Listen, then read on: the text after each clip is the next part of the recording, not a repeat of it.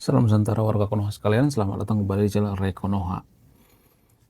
Beberapa hari yang lalu, Edis TV dan KDM atau Kang Deddy Mulyadi memberikan tanggapan atau memberikan respon terhadap kejadian persekusi orang lagi ibadah di Sukabumi kemarin yang berada di rumah singgah atau anak-anak muda atau pemuda-pemudi Kristen yang sedang retret di Sukabumi. Bagaimana tanggapan daripada STV? Bagaimana respon daripada Kang Deddy Mulyadi? Respon pertama daripada Edis TV itu adalah kalau umat muslim yang ada di Konoha melakukan persekusi terhadap umat Kristen, jangan dibalas. Itu yang dikatakan oleh Edis TV. Jangan dibalas. Karena apa? Karena ajaran Kristen itu adalah ajaran kasih. Kasihilah musuhmu. Wow, luar biasa ya ajaran daripada agama Kristen. Di mana lagi ya kita menemukan ajaran sebagus ini? Ya, saya tidak sedang mempromosikan agama Kristen ya. Ajaran Kristen itu agak mirip-mirip seperti agama Buddha ya. Buddha juga seperti itu saya melihatnya. Nah, kalau Buddha itu ya, kalau misalnya ada orang yang menyakiti, mereka biasanya tidak menyakiti balik. Enggak. Bahkan Siddhartha Gautama mengatakan, ketika ada orang yang marah, ketika ada orang yang emosional, maka yang pertama terbakar itu adalah orang yang emosional tersebut, orang yang marah tersebut. Jadi jangan dibalas. Jadi ajaran Buddha dengan ajaran Kristen itu menurut saya itu sangat-sangat ada kemiripan ya. Sangat-sangat mengasihi musuhnya. Kasihilah musuhmu. Ini menurut saya itu yang perlu kita share ya. Ajaran-ajaran positif seperti itu yang perlu kita share. Jadi jangan berpikir bahwa saya anti agama, enggak. Jangan berpikir bahwa saya agama Kristen, enggak. Saya tidak anti agama. Kalau agama tersebut mengajarkan kebaikan-kebaikan, mengajarkan hal yang positif seperti kasihilah musuhmu dan lain sebagainya. Walaupun perumpamaan kasihilah musuhmu ini bukan perumpamaan yang sebenarnya. Ini semacam kiasan. Ya, nanti akan saya jelaskan ya. Ini masih perdebatan sebenarnya di kalangan kaum intelektual ya, terutama di dalam apologet Kristen, kemudian bagi kaum intelektual dan kaum teologi ya, membahas tentang apakah kita itu sebenarnya mengasihi musuh secara brutal atau tidak. Nanti akan saya bahas ya. Kemudian respon kedua daripada Edis TV adalah hal seperti ini sudah biasa di Konoha. Sudah biasa. Jangan heran lagi ya, karena hal seperti ini ya sudah lumrah di Konoha. Kenapa hal seperti ini bisa terjadi? Ya karena mempersulit pembangunan rumah ibadah di Konoha. Izinnya dipersulit, kemudian kalau ada orang ibadah seperti ini dipersekusi. Jadi dari atas ditekan, dari bawah juga ditekan. Jadi serba ditekan ya. Umat Kristiani yang ada di Konoha itu sangat-sangat ditekan ya oleh apa? Oleh kelompok mayoritas yang ada di Konoha. Nggak semuanya tapi ya. Teman-teman saya banyak kok yang beragama mayoritas di Konoha tapi bagus juga ya. Kelakuannya baik juga. Nggak semuanya tapi 80% mereka seperti itu. Ya. Apakah ini disebut dengan oknum? Enggak. Apakah ini sesuai dengan ajaran mereka? Nah, ini yang perlu kita bahas. Apakah Edis TV mengatakan bahwa ini sesuai dengan ajaran mereka? Apakah ini ada dalam kitab suci mereka? Kenapa mereka melakukan persekusi seperti ini? Ini yang perlu kita bahas ya. Kemudian Kang Deddy Mulyadi waktu kejadian kemarin itu ya, sehari kejadian itu beliau langsung terbang ke Sukabumi ya. Langsung respon gercep. Lalu Kang Deddy Mulyadi langsung melihat ke lapangan ya, kondisi rumah singgah tersebut, kemudian izinnya dan lain sebagainya ya. Tapi saya melihat Kang Deddy Mulyadi di sini netral ya. Nggak tahu ya, mungkin di sahabat yang nonton video ini, kalau nonton video daripada Kang Deddy Mulyadi itu sepertinya Kang Deddy Mulyadi ini kurang gercep, kurang tegas dan sebagainya. Menurut saya pengamatan saya ya, beliau ini sangat-sangat gercep ya. Dan sangat netral. Karena waktu beliau sidak di tempat kejadian, di TKP, beliau mengatakan, saya akan tegas dengan orang-orang yang melakukan persekusi tanpa pandang bulu. Saya akan tegas. Jadi ini masuk ke ranah hukum ya, masuk ke ranah pidana. Saya suka ya dengan ketegasan dari Kang Deddy Mulyadi, karena Kang Deddy Mulyadi ini mengerti hukum guys. Karena apa? Karena dia itu sebenarnya S1 hukum. Waktu kuliah beliau ini mengambil jurusan hukum. Sehingga apa? Sehingga beliau ini tidak pandang bulu kalau masalah hukum. Nggak boleh berakhir di atas materai, nggak boleh. Nggak boleh hanya minta maaf doang, nggak boleh. Karena apa? Karena untuk semacam efek jerak. Kalau hal seperti ini tidak ditegasin oleh Kang Deddy Mulyadi, maka akan terjadi lagi hal-hal seperti ini di Jawa Barat, di wilayah kekuasaan daripada Kang Deddy Mulyadi. Ya, seperti yang kita tahu bersama bahwa kejadian-kejadian seperti ini sangat-sangat lumrah terjadi di Jawa Barat. Dan Kang Deddy Mulyadi memberikan ya ganti rugi kepada pemilik rumah. Kalau nggak salah namanya Pak Yongki ya, pemilik rumah. Karena rumah singgah itu sebenarnya diperuntukkan untuk gudang ya. Sebenarnya itu bukan gereja guys, itu cuma rumah singgah, tempat retret doang ya. Semacam villa gitu. Kang Deddy Mulyadi memberikan duit 100 juta. Nah, ketika Kang Deddy Mulyadi memberikan duit 100 juta, ada semacam kontroversi. Kenapa Kang Deddy Mulyadi memberikan duit 100 juta? Bukan dia yang ngerusak. Harusnya kan yang ganti rugi itu yang ngerusak. Mereka yang membayarin ya. Di video itu kan ada orang-orang di situ ya. Bisa kok dilihat wajahnya. Ada semacam perdebatan di media sosial ya. Kemudian aparat-aparat yang ada di sana ya, aparat-aparat atau polisi-polisi yang ada di Konoha atau ya ada yang berloren juga saya melihatnya di situ. Ya. Nah, yang jadi pertanyaan, kenapa mereka tidak bisa menstop ya kebrutalan di sana? Harusnya kan mereka punya kuasa. Jangan sampai merusak. Kalau lu ngebubarin, ya udah bubarin aja udah. Jangan sampai merusak. Harusnya kan seperti itu ya polisi-polisi di Konoha. Tapi kenapa ya? Kenapa mereka membiarkan hal sebrutal ini terjadi? Apakah karena mereka berpihak? Apakah karena mereka juga diam-diam membenci umat tertentu? Apakah mereka diam-diam berpihak? Apakah mereka sebenarnya itu tidak netral? Menarik untuk kita bahas ya. Oke, langsung saja kita ke pembahasannya.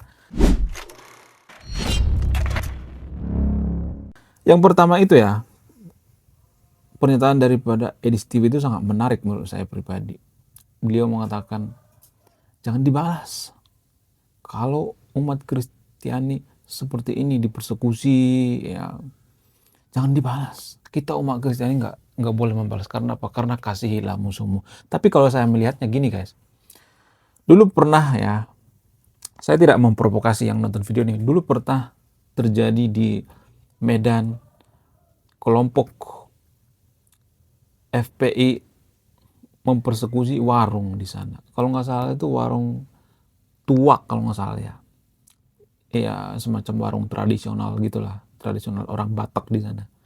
Nah, waktu kejadian itu warga di sana itu atau pemuda-pemuda orang Batak di sana itu berkumpul ya. Ya, nonis lah ya. Berkumpul dan mereka menggertak FPI di sana. Mereka bawa senjata guys ya. Bawa golok, ada yang bawa parang ya. Mereka mendatangi ya orang-orang yang membubarkan itu. Tahu apa yang terjadi? Mereka ciut guys. Kapok. Dan semenjak saat itu FPI dibubarkan. Bukan karena kejadian itu ya, tapi emang di mana-mana di penjuru di Konoha FPI kan merajalela saat itu ya. Sampai sekarang juga banyak kok FPI, tapi namanya jadi diubah dulu from pembela Islam, sekarang from pemersatu apa? Pemerhati. Pokoknya diganti-ganti deh. Jadi kalau saya perhatikan ya, gini guys. Apa yang dikatakan oleh Edi Steve ini menurut saya itu tidak di semua lini ya kita bisa menerapkan apa yang dikatakan oleh Edis TV. Kasihilah musuhmu, jangan dibalas. Tapi kalau nggak dibalas ya, kalau didiamin aja kan melunjak kan. Iya nggak sih? Sama seperti kejadian yang ada di Medan. Kalau FPI saat itu nggak digertak, maka mereka akan ngelunjak di Medan. Kalau misalnya ada yang mengatakan, oh di Sukabumi kan yang nonis itu kan dikit, nggak terlalu banyak dan lain sebagainya. Tapi kan ini berdasarkan nyali guys. Apakah kita punya nyali atau tidak? Itu masalahnya. Bukan masalah jumlah, nyali. Mereka juga kan mempersekusi itu kan rame-rame. Jadi kalau misalnya nih suatu saat nih ada kejadian seperti ini, terus langsung diancam gitu, lu mau apa? Nah, lu mau gua sikat? Kalau misalnya ada yang mengancam seperti itu ya, yang menggertak seperti itu pasti takut ya. Saya tidak memprovokasi ya, tapi gini guys, kalau cuma sekali dua kali kan nggak apa-apa ya kita maafin. Tapi kalau berkali-kali itu artinya kita itu ini semacam kebodohan nggak sih? Karena misalnya nih ya, ada pepatah Kristen yang mengatakan tampar kiki kiri apa pipi kiri kasih pipi kanan. Kalau misalnya ditempeleng diginiin ya sampai bonyok apa nggak salah tuh. Menurut kalian gimana? Coba tulis di kolom komentar ya. Menurut saya tampar pipi kiri kasih pipi kanan itu hanya kiasan ya. Artinya gini, lu bisa tampar pipi kanan gue, tapi ya jangan sampai nampar lagi ketiga kalinya. Ya, cuman dikasih kesempatan sekali doang. Saya melihatnya di Konoha itu, ya, saya tidak memprovokasi ya. Karena gini guys, ini sebenarnya melanggar hukum. Di bidang manapun ini melanggar hukum. Ya, kalau misalnya ada mempersekusi orang lagi ibadah itu melanggar hukum guys. Kenapa mereka ngelunjak?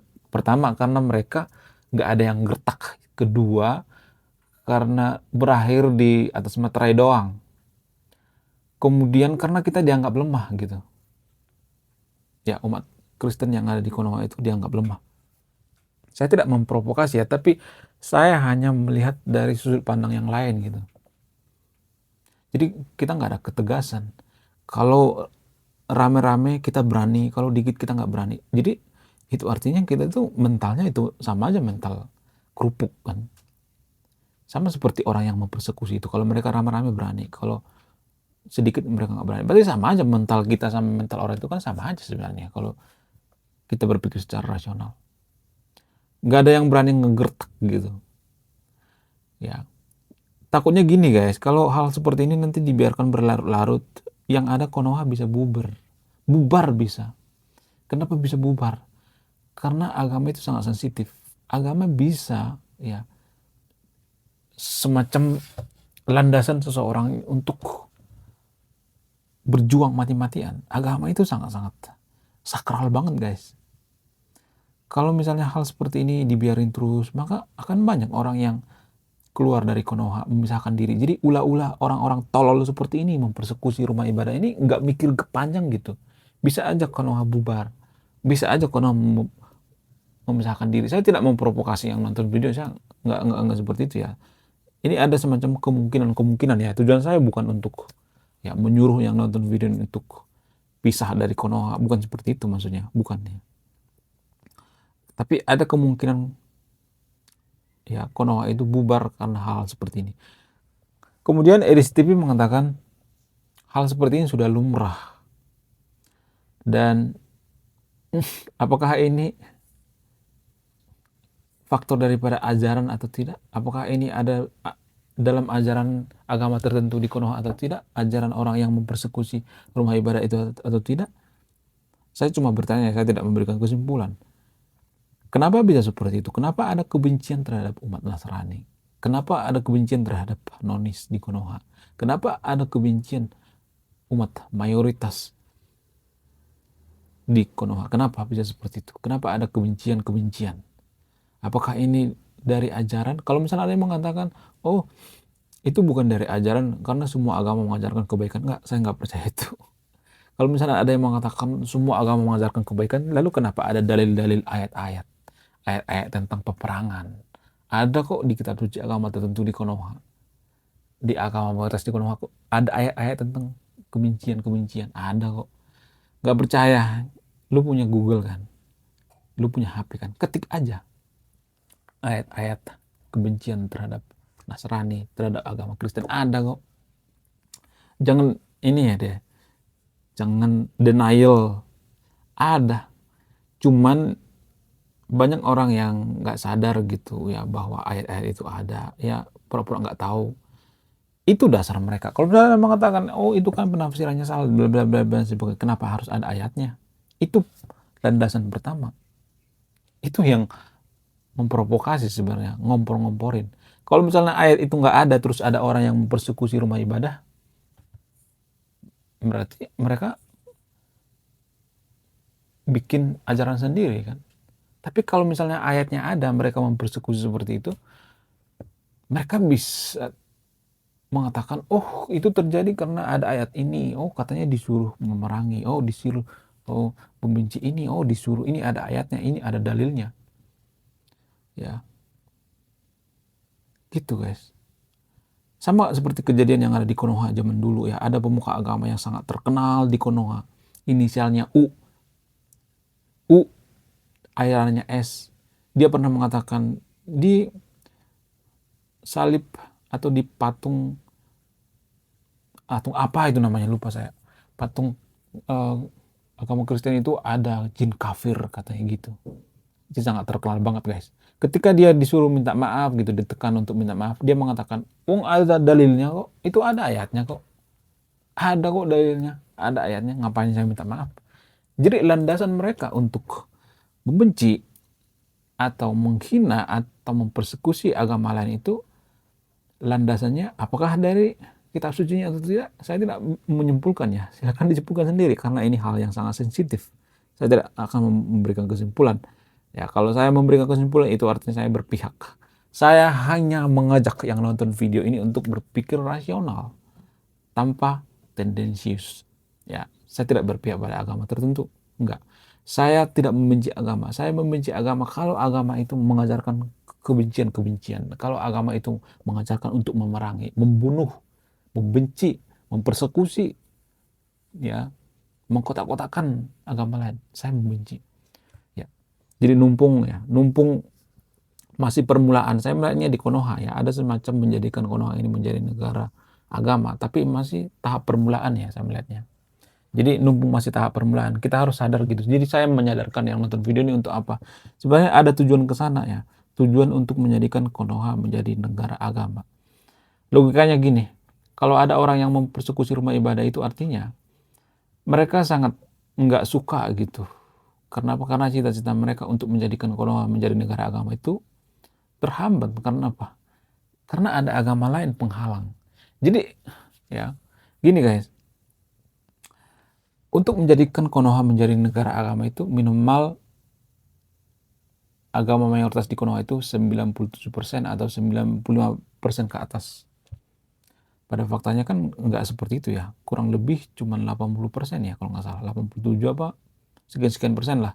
Masih ada kurang lebih 20% ya nonis di Konoha. Nah, untuk menjadikan Konoha itu menjadi negara agama, maka dibutuhkan agama mayoritas di Konoha itu 97%. Nah, ketika ada agama lain melakukan ibadah seperti ini menyulut emosi mereka karena cita-cita mereka untuk menjadikan Konoha menjadi negara agama itu gagal. Ya. Jadi itu logika sederhana. Kalau kita memahami gitu ya secara antropologi, ya itu tujuan mereka sebenarnya. Untuk menjadikan Konoha itu menjadi negara agama, budayanya diganti, dan Konoha akan seperti Afghanistan, Suriah, dan sebagainya. Kita akan terjadi perang saudara. Jadi gini guys ya, ada orang yang mengatakan bahwa kalau agama mayoritas di Konoha itu cuma minoritas, maka mereka akan toleransi. Tapi kalau mayoritas, mereka tidak akan toleransi. Dan kalau saya melihat kejadian sekarang ini, saya sepertinya semakin yakin, oh ternyata benar ya pepatah itu. Dulu saya tidak sependapat, tapi sekarang saya sependapat ya, melihat kejadian-kejadian seperti ini. Kemudian respon daripada Kang Deddy Mulyadi ya, kalau saya perhatikan respon daripada Kang Deddy Mulyadi sangat gercep sekali ya. Dan menurut saya ada semacam kontroversi ya. Kang Deddy Mulyadi katanya memberikan 100 juta untuk apa? Untuk perbaikan rumah singgah yang dirusak oleh orang-orang yang tidak bermoral, orang-orang yang iblis saat itu yang merusak rumah singgah itu. Kang Deddy Mulyadi memberikan 100 juta. Menurut saya ya lebih baik ya orang yang merusak itu bertanggung jawab. Mereka harus tek-tekan gitu, urunan. Misalnya kerusakan 100 juta, ada 50 orang, ya dibagi 50 orang. Harus semuanya. Itu hukuman. Nggak boleh ya. Itu efek jerak ya, kalau saya di posisi daripada Kang Deddy Mulyadi. Tapi apapun itu, saya tetap menghargai respon daripada Kang Deddy Mulyadi. Saya melihat ya, pemimpin seperti Kang Deddy Mulyadi ini netral ya, tidak berpihak ya. Saya tidak melihat bahwa Kang Deddy Mulyadi itu berpihak pada agamanya gitu. Walaupun agamanya agama Muslim, saya tidak melihat seperti itu keberpihakan ya. Sangat gercep, kemudian dia memberikan layanan psikologi terhadap korban, kemudian memperhatikan korban juga ya. Dan saya melihat ini ya cukup bertanggung jawab ya Kang Deddy Mulyadi, saya melihatnya. Dan kalau misalnya beliau ini membiarkan hal seperti ini terjadi, maka akan banyak ya orang-orang yang semena-mena terhadap agama lain di wilayah kokosannya itu Jawa Barat. Ya, sebenarnya dulu saya pernah kecewa dengan Kang Deddy Mulyadi ketika ada ya kejadian seperti ini di Rancamanik ya, kalau nggak salah di Bandung ya. Tapi beliau ini diam, ya, bungkam, nggak respon. Mungkin beliau ini berpikir itu masalahnya nggak terlalu gede ya. Tapi kalau yang di Sukabumi kan masalahnya gede, viral kemana-mana, ada videonya. Jadi menurut saya pribadi guys ya, kalau saya perhatikan, kalau Kang Deddy Mulyadi ini misalnya konsisten ya, dia tidak berpihak, kemudian dia menjaga keharmonisan di Jawa Barat, ya, nggak boleh kejadian seperti ini. Menurut saya itu beliau ini cocok jadi presiden ya, sangat cocok banget. Tapi disclaimer on ya, saya tidak mendukung Kang Deddy Mulyadi membabi buta ya. Dan apa salahnya ya kalau saya mempromosikan Kang Deddy Mulyadi di channel ini? Mungkin kedepannya saya akan bahas tentang Kang Deddy Mulyadi, bagaimana dia memimpin ya, kemudian saya akan mendukung gitu. Mendukung karena apa? Karena karakter daripada beliau, kebijakan-kebijakan beliau, bukan karena pendukung beliau sekarang banyak, bukan seperti itu ya. Tapi harus hati-hati juga karena masalah agama itu sensitif guys. Dikit dipelintir bisa aja dia dikatakan, oh kamu anti Islam ya. Dari dulu emang Kang Deddy Mulyadi sering dikatakan seperti itu kafir, raja musyrik, raja apa dan sebagainya. Ada kejadian-kejadian seperti itu ya waktu dia bupati di Purwakarta. Tapi saya melihat ya, dibandingkan dengan gubernur lainnya yang ada di Konoha, gubernur Kang Deddy Mulyadi itu lebih netral ya, tidak berpihak pada agamanya. Ya. Oke, sekian video ini, terima kasih sudah menyimak kami. Saya Rekonoha, salam rasional.